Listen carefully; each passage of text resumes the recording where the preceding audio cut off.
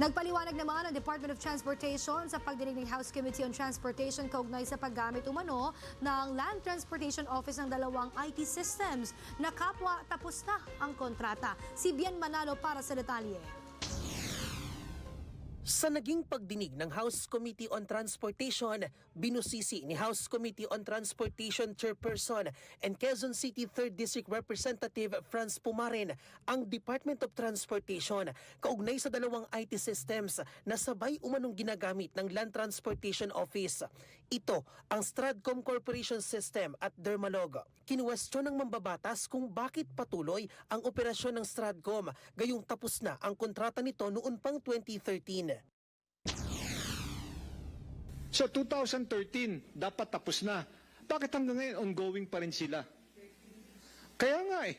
Is there something special about their performance or what they're offering the public? Paliwanag naman ng DOTR.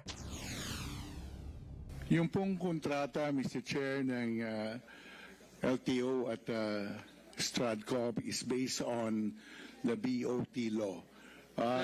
BOT law po ang ginamit Okay. dyan.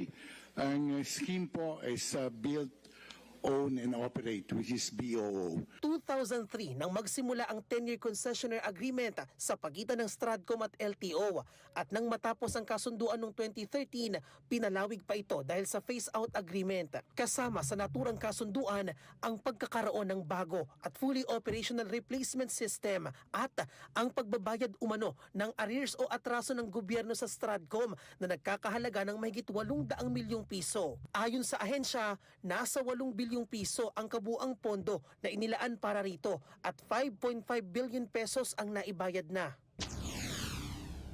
May phase out na tayo every year. Na-extend pa rin ngayon. That's been 13 years.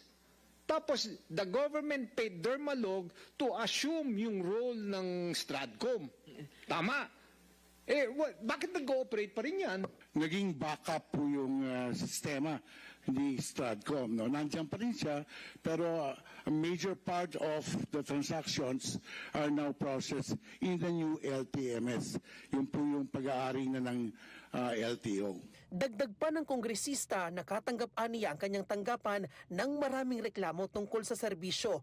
Humingi na rin siya ng kopya ng phase-out contract and agreement sa DOTR. Samantala ayon sa LTO, natapos na rin ang kontrata ng Dermalog noong nakaraang taon pero pinalawig pa ito hanggang May 20 Pilipinas. Bien Manalo, Congress News.